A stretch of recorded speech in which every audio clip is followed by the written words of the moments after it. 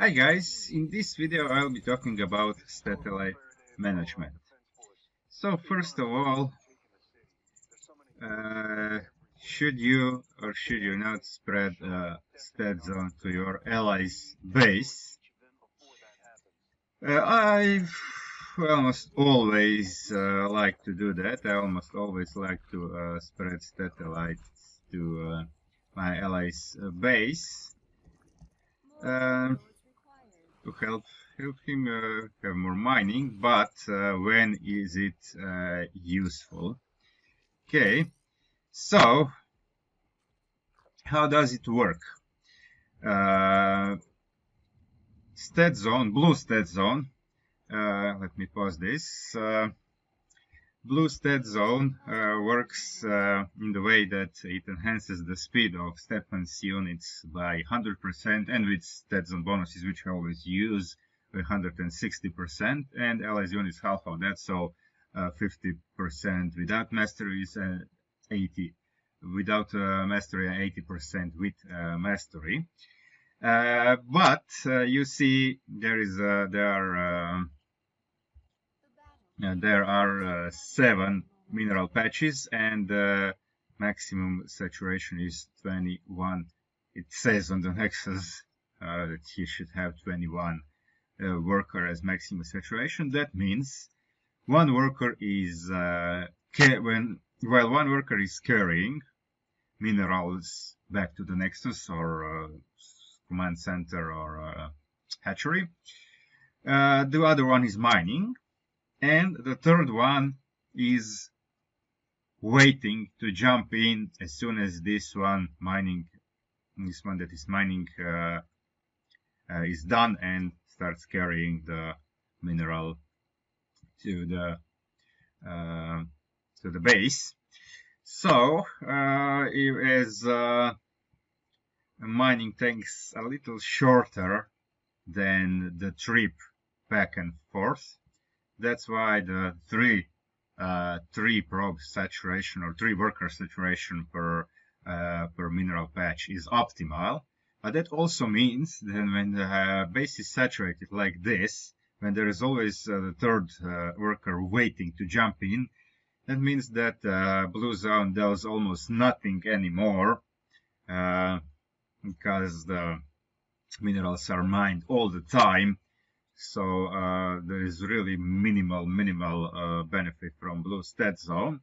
The blue stat zone over the allies base helps the most when the bases are close, like on this map.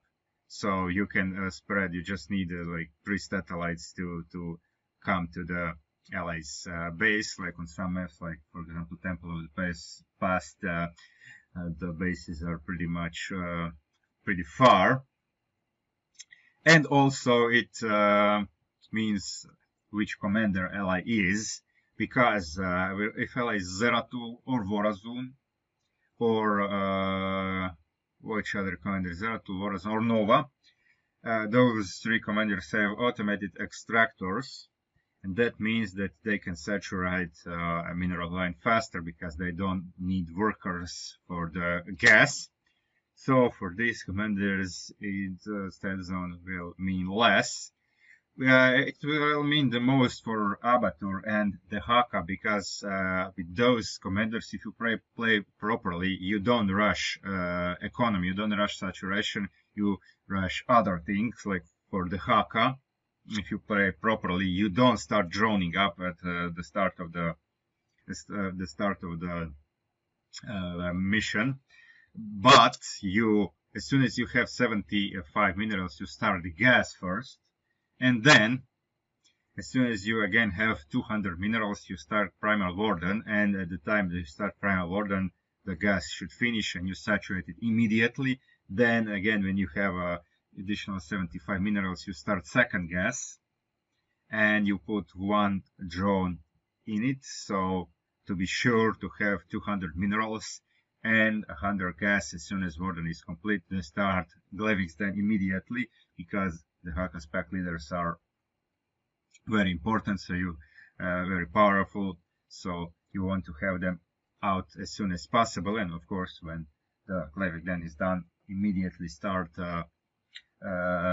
Murvers then, and then Dakrons then. So you don't rush economy with the Hakan. And the same things, just a little bit different, is with Abatur. With Abatur you rush biomass. So also you don't start droning at the start. You immediately send one probe to where the enemy units are, and the other probe, when you have 150 minerals, you immediately start Roach Warren, so you can do the spore crawler to lure enemies into toxic nests and to get more biomass, because toxic nest kills give you 50% more biomass, and you, of course, in the Roach Warren is done, you can also start the Roach. So when you have 100 biomass, you get a Brutalisk as soon as possible, so your mineral land won't be saturated so fast as with other commanders, so Blue Zone helps there more. Okay, and of course, if you have a mutation, if you're playing mutation, if you have mutators like, for example, Void Rifts, then you wanna then it's probably more important to start spreading Stetellites outwards, not to allies base, because it's more important to have vision of those rifts to get quicker access with your Zerglings, or if your ally is Karax. This is very powerful combination if you have Void Rifts like with Karax ally, then you can give vision for Karax to just snipe the rifts with orbital strikes. So that's then you, in that case, you spread stat zone immediately outwards. Okay, sometimes, especially if you have mutators like Void Rifts, you want to do this.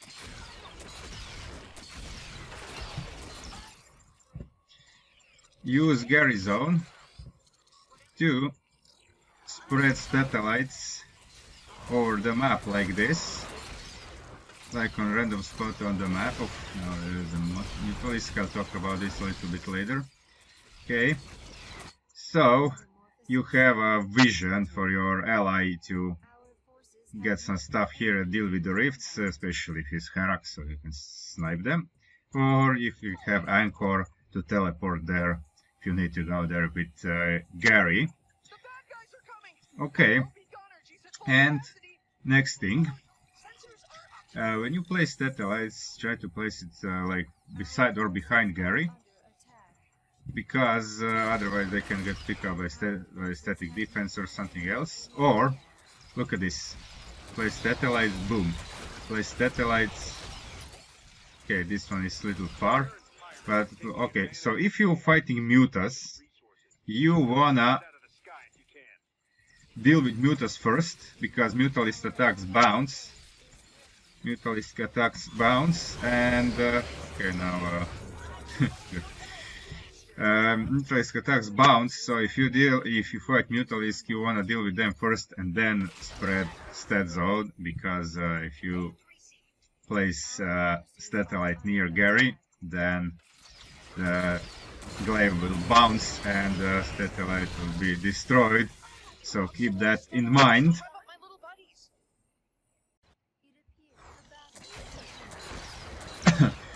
When you push into enemy's base, keep in mind that okay, see this Muta, and it was destroyed. Okay, now I made a mistake. Can you see that Mutalisk? You always overcharge, because when Stetellite is overcharged, it's invulnerable. It can be killed by anything, propagators included. Nothing can harm your Stetellite when it's overcharged. And B, so you will keep the zone, and also it gives buffs. Blue overcharge gives doesn't provide any additional movement speed, but it provides 20% attack speed to affected units in the zone for 45 seconds. Blue overcharge, green overcharge gives barrier that absorbs damage, and purple overcharge increases the amount of gained energy and egonergy. Okay, if you face propagators, then this will happen. So not only you lose Stetellites, but propagators multiply. So what do you do in this kind of situation? If you think that you can deal with the probes before they destroy your Stetellites, if you and your ally think you can manage this, then you may fight them. And good tool of fighting them is overcharging the Stetellite, because as I already said, overcharged Stetellites are invulnerable, so can be as long as the Stetellite is overcharged, it can be propagated or destroyed in any way. So you can overcharge Stetellite, and you can also dance, because if you want to fight in blue zone because it gives you speed. So if Super Gary is near, then the propagators will ignore the Stetellite even if it's not overcharged, because they will prioritize the combat unit, of course, especially if that combat unit is attacking them. So you can then dance around them and not, of course, get too close, because they have range of 1, and to get in the range of 1 of propagator, it will propagate Super Gary, so you can fight them like that. Or maybe you can go Signal 7 Prestige. Signal 7 Stetellites not only give the wider stat zone, but they are also completely invulnerable.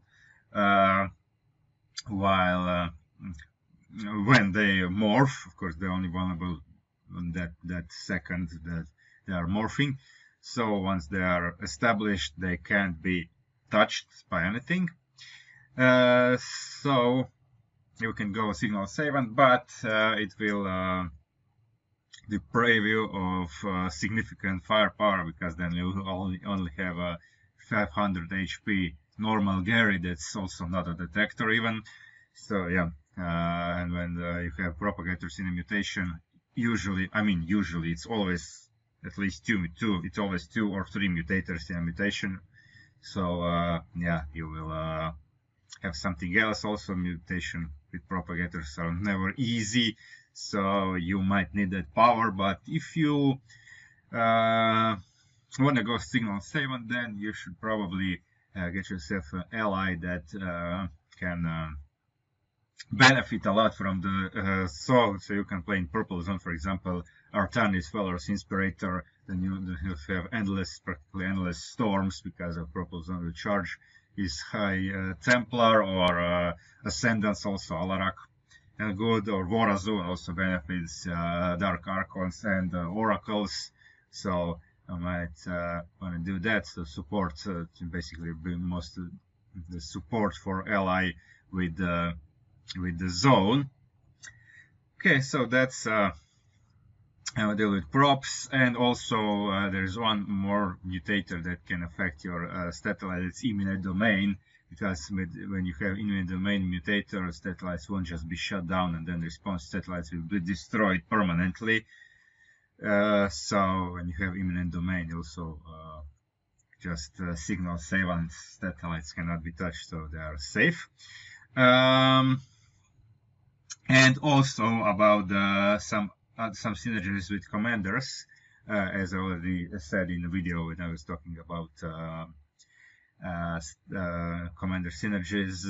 Stukov can place structural overcharge on structure infestation on Stetellites, and Alarak can place structural overcharge of Stetellites. So don't confuse it with Stetellite overcharge. Stetellite overcharge is Stetmann's ability, and structural overcharge is Alarak's ability that can also be placed on Stetellites. If you are Signal 7, Stukov cannot place structural infestation on Stetellites anymore, but Alarak still can play structural overcharge. So my apologies, I said in that video that Alarak cannot place. That's not true. Alarak still plays structural overcharge on signal 7 Stetellites. I didn't even know that. I thought if Stukov can't, Alarak also can't, but Alarak can. I had a game with signal 7 with Alarak ally, and he placed structural overcharge of Stetellites, so it can be done. So that's it about Stetellites. If you use them well, it can be really good, really helpful. And about the mastery, I think it's always good to have it's always better to have stats on bonuses instead of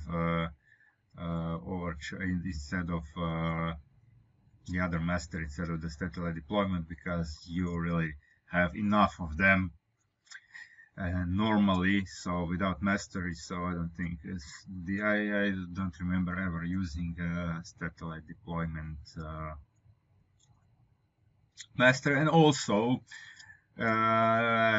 one more thing, boom bots. Now boom bots came late, so in official invitation, as we have re-rolls now, they won't come for a long time now. But I mean, you can have them